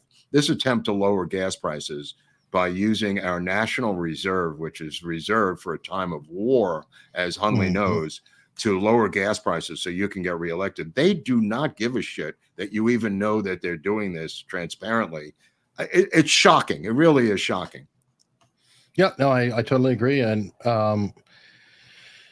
they'll do anything. They'll do anything to get reelected. I know. Just think what they will do. I know. We're getting closer. But you see, this is actually a perfect example. I'll pull this up that talk about all the normal people are seeing. You can hide all you want, but you can't hide from this shit. What is that? All right, let's go ahead and look here. Oh, I saw End that. of 2019. Oh, McDonald's, my God. Yes. $1.79 fries. Now $4.19, 134%. Look at these food prices. They're insane. They're insane. And it's a combination of bad policy, bad transportation, bullshit minimum wage hikes that are going through the roof. And they could sit there and peddle all day long and say, no, really, the numbers are good. We're seeing employment, this and that. It's like, no, every time you go to the damn store, all you have to do is look at the eggs. All you have to do is look at the milk. Go to McDonald's and go eat your food and go, holy shit, I didn't know it was a 3-star restaurant. I mean, there was somebody who went to Taco Bell yesterday. It might have been Rich Barris. Oh, it was Rich Barris. He went to Taco Bell and got a takeout. It was $100. Yeah, for him and his wife and his kid, $100 at Taco Bell. Well, and at least they were available. I tried to go through the drive-thru at Taco Bell after a meetup getting home. Yeah. And I was literally told, sorry, only DoorDash. Oh my God, that's really bizarre. Yeah, I mean, and I looked it up, and there were Reddits of people saying at different Taco Bells in different places that have they're different doing policies that they don't. They literally were just saying they won't give you the food through the window. No, that they were only serving DoorDash people. It was nuts. I mean, I'm not kidding. In other words, you would have to go home, go to DoorDash to and get then on the app, and then pay their fees, and then pick it up at the window. Yeah. Oh my God, it's the end of life as we know it. So you know what? Well, I'm not doing Taco Bell anymore, and I don't miss it. They're done. Bring on the robots. Bring on the robots, Jenny.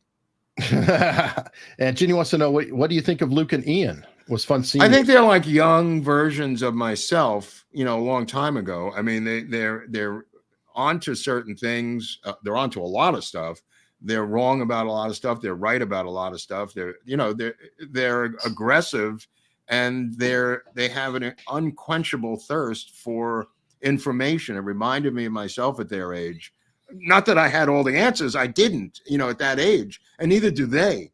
But their desire for facts seems to be unquenchable. Both of them, and this guy Clint also. I didn't want to get into arguments in the weeds with them, but it was just nice to be with some people who had a questioning attitude about stuff that's going on. They knew a lot of different things. Some of it was wrong, but a lot of it was right. At least they know. At least they read. Yeah. At least Absolutely.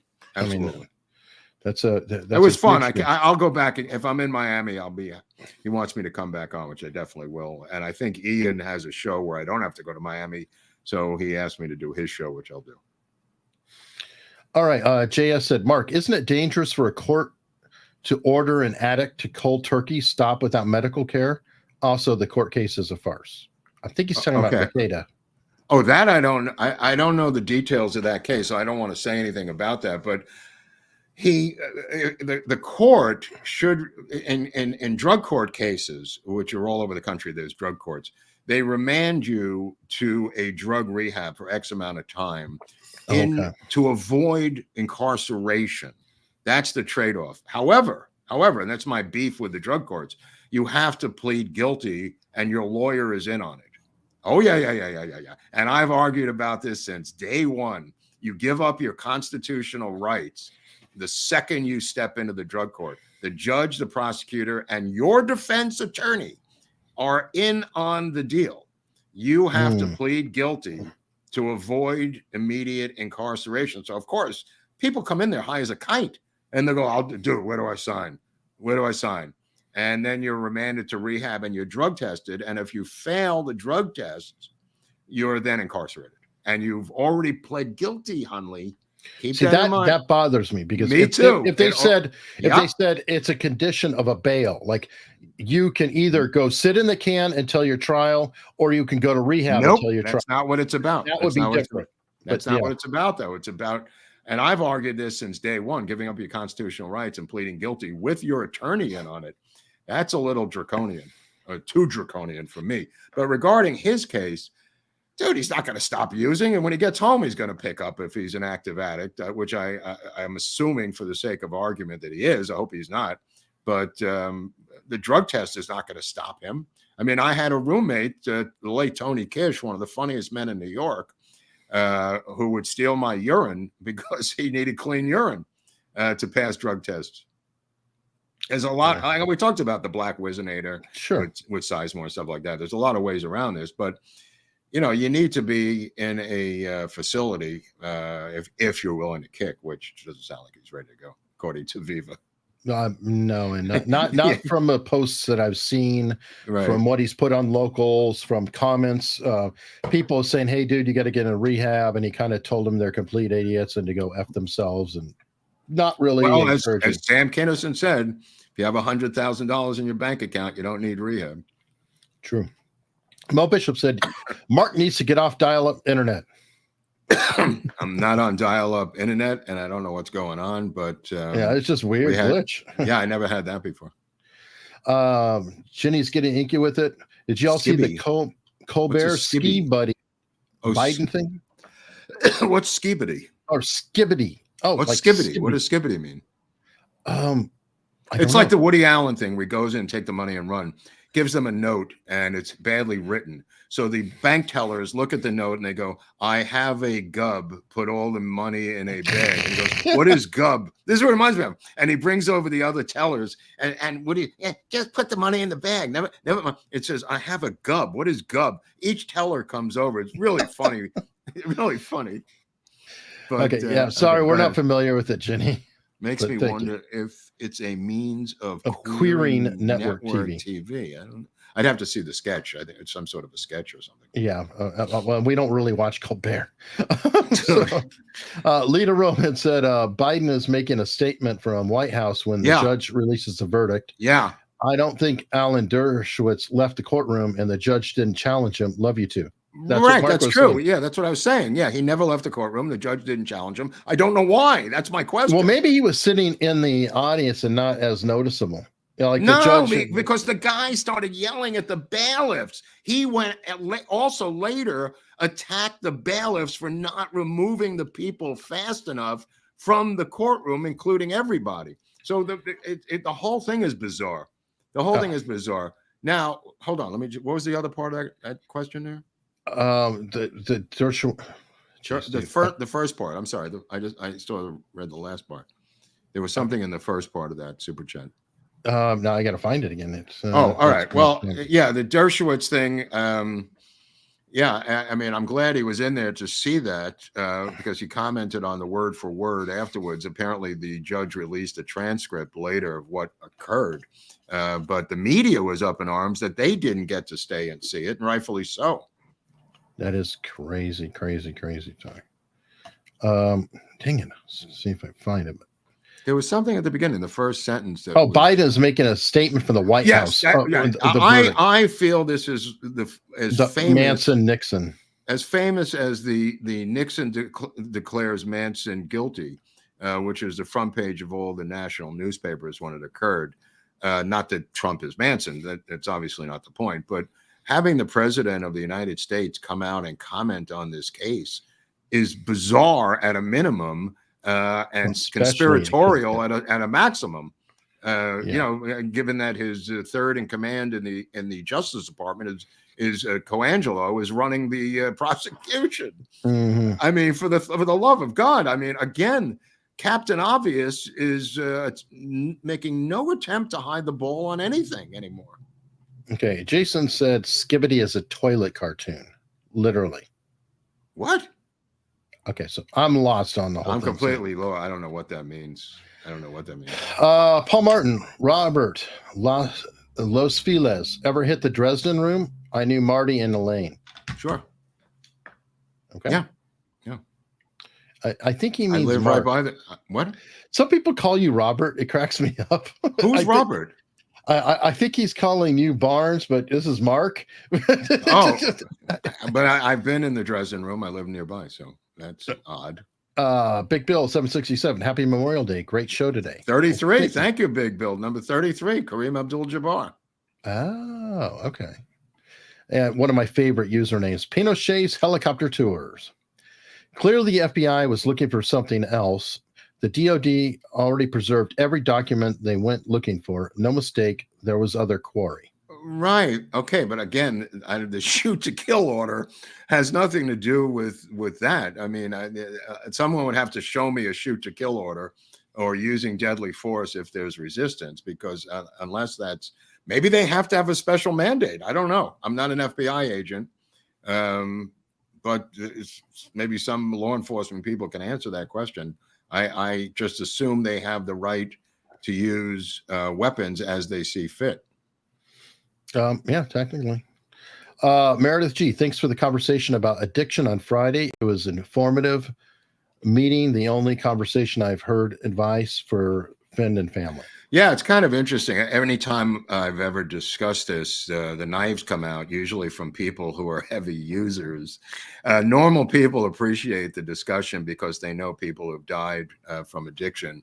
There was a guy, this is the best. I went into some weeds on this thing on Friday talking about Al-Anon and the creation of Al-Anon by Lois Wilson, Bill Wilson's wife. Somebody wrote Narcanon is literally Scientology, and I wrote Al-Anon with a Wikipedia link. This guy listened to the whole show and thought I was promoting Narcanon, which is the Scientology phony rehab.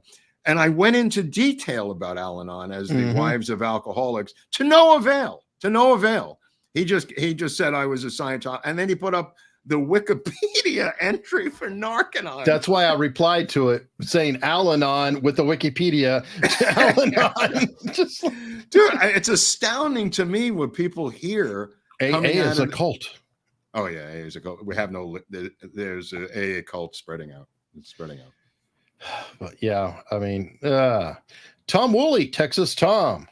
Oh, way to go. Enjoyed the bonus session. Thank you. Well, we did miss a Friday because of solar flares. True. We did miss all our stories because of Barnes being on the show. It is Memorial Day weekend, so it was a number of reasons to do it. Don't get used to it. It's never happening again. It's very unlikely. All right, let's close out. We've got another story here with well, look who's showing up at the campus protests. Oh, it's our old friends. Is that Bernadine Dorn and Bill Ayers? And Bill Ayers. What a great couple. Isn't that nice? It's like, it's so touching. Oh my God, look at them. Their steps on the DA of San Francisco is no longer in power.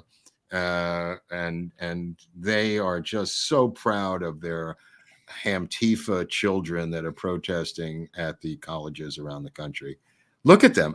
These sick fucks. It's astounding that they didn't do jail time. I think they turned themselves in during the Jimmy Carter administration on purpose to get a lighter sentence, if I remember correctly. And then they become university professors. They get their old jobs teach back. The children. Yeah, just what we need. And there they are. Oh, they're such a kindly couple. This is the result of their 30 years of work. Yeah, this is their result. It's disgusting. This is where it went. Disgusting. All right. He's not writing a book about, when he's not Barack Obama's ghostwriter. Okay. Pinochet's helicopter tour said Hurricane Authority, nothing to do with Crossfire Hurricane, is the unwritten FBI use of force standard that is involved when execution is assumed. Invoked when okay, that's interesting. That's interesting. Okay, it's unwritten because I think it's implied. But apparently, what? Anyway, so it's saying here, FBI wanted an amended warrant without kill order. Garland shut them down and forced normal language. They wanted an amended warrant with that. I mean, why would they do that? Well, they petitioned for plain clothes. Well, it sounds like they were trying to say, let's do it discreetly, and he didn't want it discreet. I'd have to look at it's just a little complicated to understand, but FBI petition for plain clothes. What do they normally wear? Well, they were wearing FBI jackets with a big FBI on the back. Well, why wouldn't they wear that? Because they don't they always wear that? No. Only in a raid, but it didn't need to be a raid. It could just gone in there. I don't understand the whole concept other than it being a political stunt, which is what it was. So they would want that FBI thing. Jenny's getting ink with it. Skibidi. Biden seems to be a meme of an anime involving his head and a commode. Oh, this explains everything. Nonsense and stuff about Trump. I posted it to X. Okay. It's a dancing meme or something. Yeah, I guess it's a Biden. Okay. All right. Okay. Wow. Thank you. All right. That explains everything. Who's this guy now? Andrew Ho from Australia. Okay. Use of lethal force line is apparently standard line on warrants. I believe the worst line was wear no law enforcement identifiable clothing. Okay. Thank you, Andrew, for clarifying that. Yeah, the use of lethal force is apparently standard. Yeah, I mean, if they went in there and just some random guy started shooting at them, they would shoot back. But you don't even need to have it on there. Legally speaking, you don't even need the line written on the warrant. That's why I'd say I'd like to see the line written on the warrant. I don't believe it's there. All right. Well, people are saying, and you know what? Everybody do that. Bongino covered the raid. Everybody go look at Bongino. He's former Secret Service. He knows a lot more than we do, probably. Okay, but what are they? Again, I don't know what people are implying, that it says on the warrant that we should use lethal force if necessary. Yeah, apparently. Oh, come on. I find that hard to believe, but I'd have to see it. I mean, that's the claim. I thought the claim was. It just sounds preposterous to me. But I've been shocked before. Who knows? Oh, especially with this group. Yeah, I don't know, but I'm saying it sounds like overkill. Yeah, it does. Yeah, it does. Well, folks, Tuesday, we're not going to tell you what we're doing, are we? No. They'd start Googling it and putting on Twitter. These people, they just can't wait. They ruin that. They would ruin a Roman orgy. These people. No Roman orgy. I love it. Okay. You know, a couple of Rumble rants snuck in. Sorry. Okay, here you go, Hunley. Get him, Hunley. Go get him. All right. Issue with the raid, as Bongino highlighted, was the agents were instructed to wear plain clothes and hide law enforcement gear. Okay. This increased the risk of blue-on-blue combat or conflict. That makes sense. And well, that's a bad thing. Okay. Well, because it and- would be Secret Service and FBI shooting it out, potentially. Okay, they go to the door and they say, FBI, we have a warrant to search the place, right? What difference does it make if they're wearing their colors? They, unless they're going in. Well, if like, they go in like a raid, they went in like full, force but raid. they broke the door down? I don't know if they broke the door down. Right, that's what I'm saying. I think they showed up at the door, showed their ID, showed the warrant, and went in. It seems like much ado about nothing. I'm sorry. I just, unless somebody could show me something else, I'm going to have. Whatever. I mean, I don't know. It was a story that was put up. Yeah. Some stories don't amount to everything. Kitty said, love you guys. Donation to Mark's book fund. $10 or a Rumble Rant. Thank you. Oh, yeah. Let me tell you something. I had to put up more shelving the past 2 days in my room because you people have donated money for the Nixon book fund, of which I've gotten stuff on General Haig. I've gotten books on Nixon, Haldeman, Ehrlichman, Hunt. I just want to thank everyone who's donated for the book fund. I've gotten just literally, because I was out of town. So when I showed back home, Eric, there was a stack of packages with books in them. So I had to open them up, and I literally had to build additional shelving yesterday for the new book fund donations. Look, here's one of your friends you were just talking about. FYI, Bill Wilson is in fact into occultic practices. Okay, thank you. That's helpful. Okay, thanks for stopping by, bro.